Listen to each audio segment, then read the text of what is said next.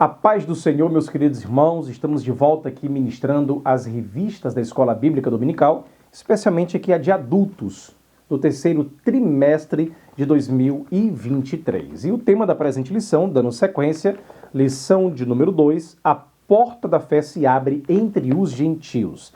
É importante os irmãos perceberem que essa lição de número 2, ela continua acompanhando a primeira viagem missionária de Paulo e Barnabé. Nós sabemos que depois deles serem enviados pelo Espírito, eles passam por Chipre, chegam a Antioquia da Pisídia, pregam a palavra naquela localidade, enfrentando ali por sua vez resistência, mas veem os gentios recebendo o evangelho com alegria. E Paulo e Barnabé, mesmo sendo perseguidos, eles continuam avançando. Importante que a própria lição afirma que esse é um dos momentos mais marcantes da história da igreja, porque Deus ele abre de forma clara e soberana a porta da fé aos gentios. E percebemos então que a missão não depende da aceitação humana, mas da fidelidade ao chamado de Deus. Então você que está aqui conosco, esse vídeo não é apenas para repetir o conteúdo da revista. Este vídeo é para quem já leu a lição e quer aprofundar, julgo eu, uma das frases mais difíceis do capítulo 13 de Atos.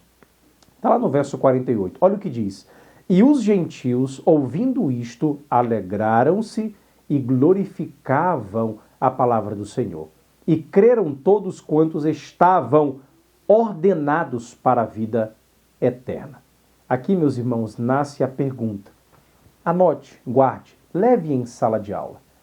Deus escolhe quem será salvo?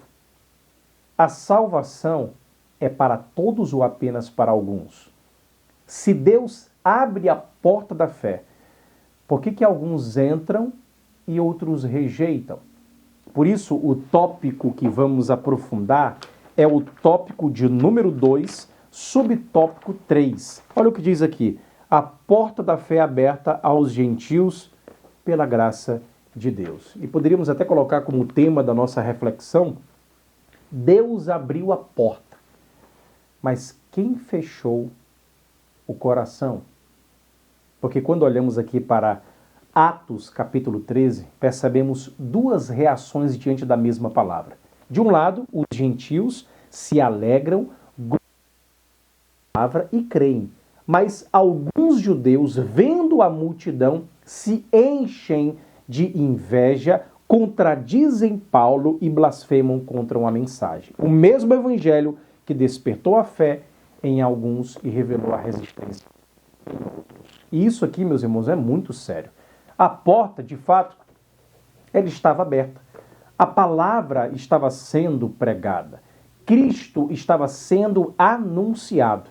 A luz, de fato, estava brilhando, mas nem todo mundo quis entrar. E talvez aqui esteja uma das verdades mais duras da lição. Deus ele pode abrir uma porta diante de alguém e ainda assim esse alguém pode endurecer o coração. Quando olhamos aqui para a presente lição, ela nos ensina que o propósito de Deus é que o evangelho alcance todas as nações, revelando o seu eterno desejo de salvar a todos. Mas o texto também mostra que a salvação oferecida, ela precisa ser o quê? Recebida com fé. Então nós precisamos entender duas verdades bíblicas ao mesmo tempo. Anote, guarde. Primeiro, a salvação começa em Deus. Não foi a humanidade que procurou primeiro o Salvador. Foi Deus que enviou Cristo. Escute, foi Deus que abriu a porta. Foi Deus que conduziu Paulo e Barnabé. Foi Deus que fez o evangelho chegar a quem? Até os gentios. Então, é o primeiro ponto. O segundo ponto é, o ser humano é responsável diante da palavra. Aqui os judeus de Antioquia da Pisídia, eles não foram tratados como vítimas de um decreto frio. O texto diz que eles rejeitaram a palavra, não se julgaram dignos da vida eterna. Paulo e Barnabé disseram: visto que a rejeitais, eis que voltamos para quem? Para os gentios.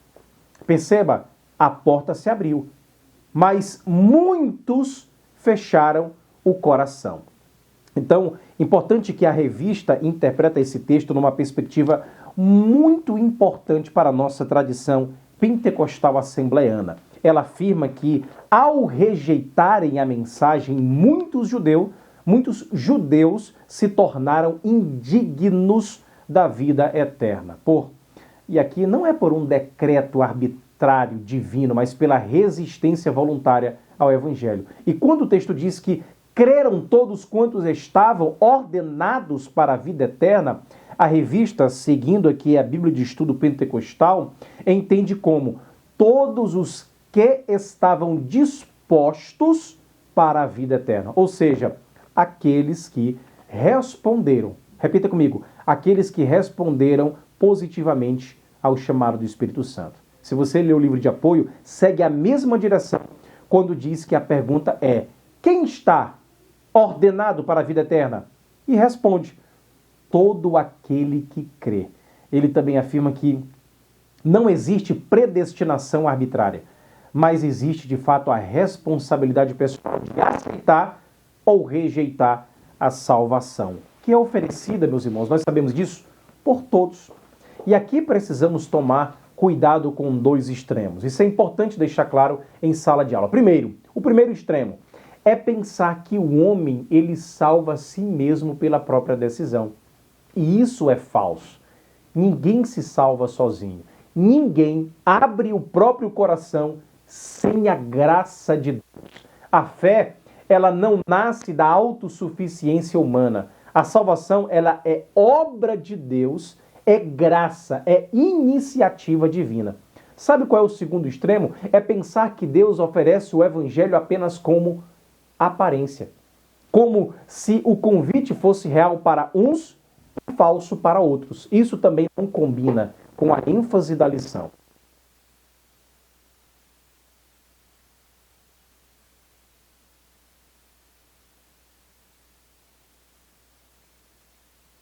A melhor forma de explicar para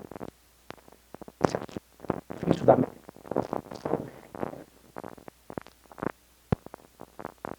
chama, o espírito convence, mas o coração humano, ele pode. Essa é a grande tensão dos capítulo 13. E essa, de fato, ela é muito atual, porque muita gente ela pergunta: Deus quer salvar, porque nem todos são salvos. E Atos capítulo 13 responde mostrando que a rejeição do evangelho não acontece por falta de luz, mas por causa da resistência à luz. É isso que aprendemos. Então, os judeus aqui ouviram a palavra, viram quase toda a cidade reunida naquela ocasião, entenderam de fato que algo poderoso estava acontecendo, mas em vez de se alegrarem, eles foi com inveja. Tiveram inveja nesse momento. Veja como a inveja ela pode cegar uma pessoa religiosa. Eles não rejeitaram Paulo apenas por falta de informação. Aqui eles rejeitaram porque não suportaram ver os gentios. Eles achavam que pertencia apenas a eles. Agora, sabe qual é a aplicação disso? E é muito forte.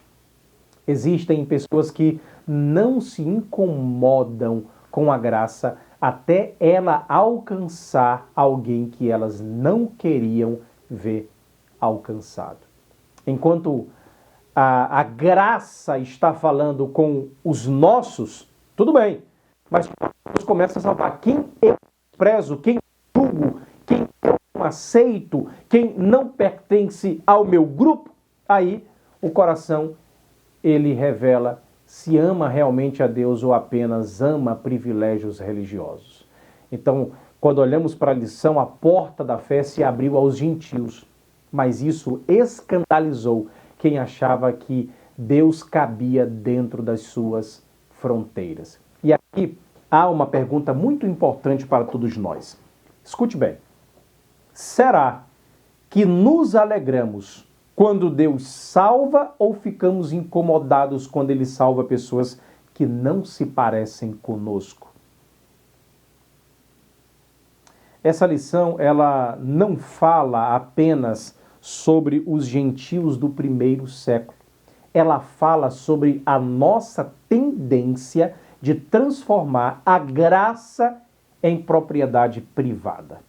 Às vezes, meus queridos irmãos, nós queremos um Deus que salve, mas que salve dentro dos nossos limites, dentro das nossas fronteiras. Queremos um evangelho poderoso, mas controlado pelo nosso grupo, detentores de uma denominação.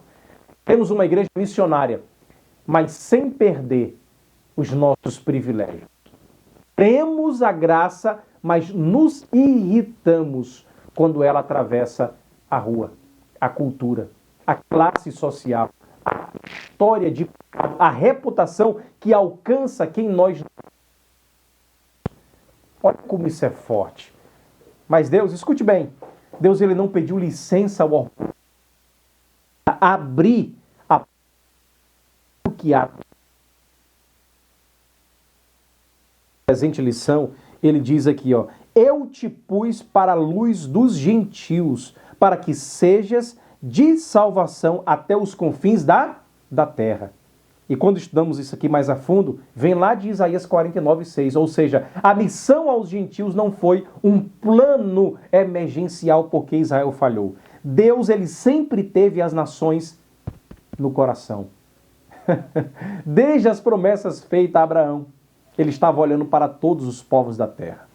E quando olhamos o livro de apoio, Deus, ele lembra aquilo que ele planejou com Israel, que fosse luz para as nações, que Israel nasceu, Jesus nasceu, adveio ali como luz das nações, e essa luz se expandiria para iluminar os gentios.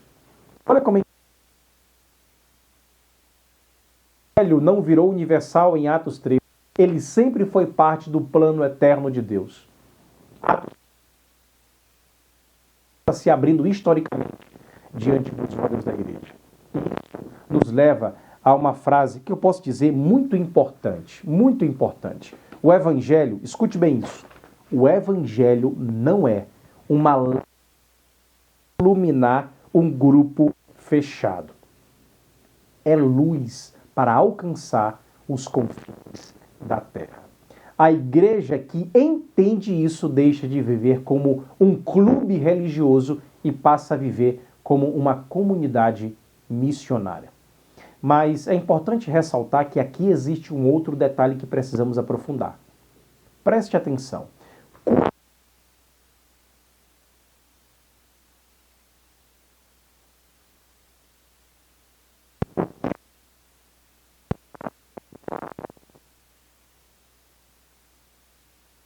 Muito bonito.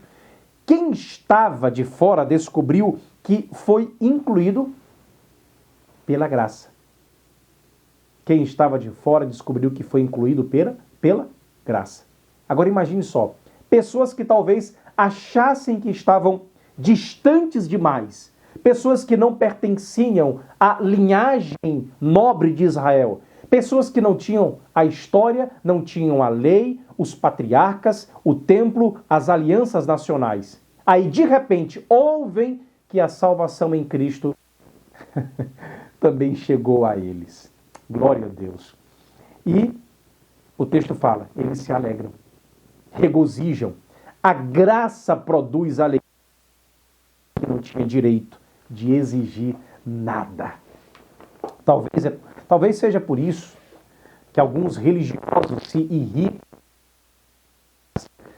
A graça derruba a ilusão de superioridade. Nem gentil, nem judeu, religioso, pagão, moralista, quebrado, todos aqui precisam de Cristo. Todos precisam de Cristo. Ninguém entra no currículo espiritual, ninguém entra no reino familiar, ninguém entra no reino por etnia, cultura, cargo, aparência ou reputação. Quem entra, entra pela graça mediante a fé em Cristo Jesus. É aqui que está o nosso acesso. Por isso, o problema dos judeus resistentes não era a falta de religião, era a falta de prostração, rendição.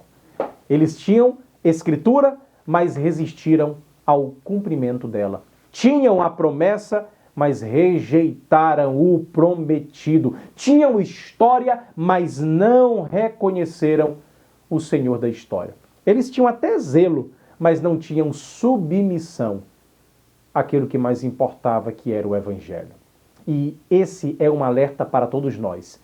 Escute, é possível estar perto das coisas de Deus e resistir ao Deus da palavra. A pessoa, ela pode frequentar culto, ouvir sermões, conhecer doutrina, cantar hinos, até defender uma tradição e ainda assim endurecer o coração quando Deus confronta os seus ídolos. Meus irmãos, Atos capítulo 13 é um espelho, posso chamar isso, para a igreja. A pergunta não é apenas, você conhece a palavra? A pergunta é, quando a palavra confronta o seu orgulho, você se rende ou você resiste? A porta da fé se abre, mas além disso, a fé, ela exige rendição. E é importante nós destacarmos isso, que fé não é apenas concordar mentalmente com a verdade. Fé é confiar em Cristo de tal modo que o coração, ele abandona a autossuficiência e se lança sobre a graça. O auxílio teológico da revista, ele diz que a fé é o olho espiritual que percebe Cristo como Salvador e Senhor. Aceita a tarefa missionária como o propósito de Deus e entende como resultado natural da sua obra em Cristo. Uma submissão que é obediente às inclinações do Espírito Santo. E isso é profundo. A fé que recebe salvação, ela também abraça missões. Quem foi alcançado pela porta da fé se torna alguém que aponta, alguém que mira essa porta para outros. Por isso, meus queridos e amados irmãos, a lição não é apenas sobre os gentios que creram, é também sobre a igreja que precisa continuar anunciando. Então, quando olhamos para a conclusão desta presente lição, diz que ao final desse ciclo missionário, Paulo e Barnabé, eles retornam, fortalecem os discípulos, estabelecem presbíteros e relatam à igreja que Deus havia aberto aos gentios a porta da fé. Então, a missão, ela continua porque a graça conduz, sustenta e abre caminhos onde parece, ou pelo menos parecia, impossível. E essa é a beleza do texto. A porta que Deus abriu não foi uma porta pequena. Era a porta para os povos, era a porta para as nações, para os que estavam longe, para aqueles que muitos religiosos jamais colocariam na lista dos alcançáveis. E aqui, para encerrarmos, olhando de uma maneira mais acurada, está uma provocação final para vocês. Quando Deus abre uma porta, a igreja não pode agir como porteiro ciumento. Já viu porteiro ciumento? A igreja não é dona da porta, a igreja anuncia o caminho. Cristo é a porta, a salvação é pela graça, o Espírito chama, a palavra ilumina e todos os que creem encontram vida eterna ao Senhor Jesus. Então, diante de Atos capítulo 13, verso 48, nós não precisamos cair em curiosidade fria, nem a briga teológica vazia. Sabe o que nós precisamos? Precisamos sair do texto com temor, gratidão e também com urgência. Temor, sabe por quê? Porque é possível ouvir e rejeitar. Estamos aprendendo isso. Gratidão porque Deus abriu a porta para quem estava longe. E urgência porque ainda há muitos que precisam ouvir. A pergunta não é apenas quem está ordenado para a vida eterna. A pergunta pastoral correta do professor em sala de aula também é: eu estou respondendo à graça ou estou resistindo à palavra? Sabe qual é a pergunta para a igreja? Para todos nós, a comunidade de fé, nós estamos anunciando como quem crê que a porta está aberta ou vivendo como se o evangelho fosse apenas para os nossos, para os meus? Meus irmãos, Deus abriu a porta da fé, a lição nos ensina, para os gentios. Que Ele não encontre em nós corações fechados, igrejas fechadas, púlpitos fechados, agendas fechadas e missões paralisadas. Porque quando a graça abre a porta, a igreja fiel não controla a entrada. A igreja que é fiel, de acordo com Atos,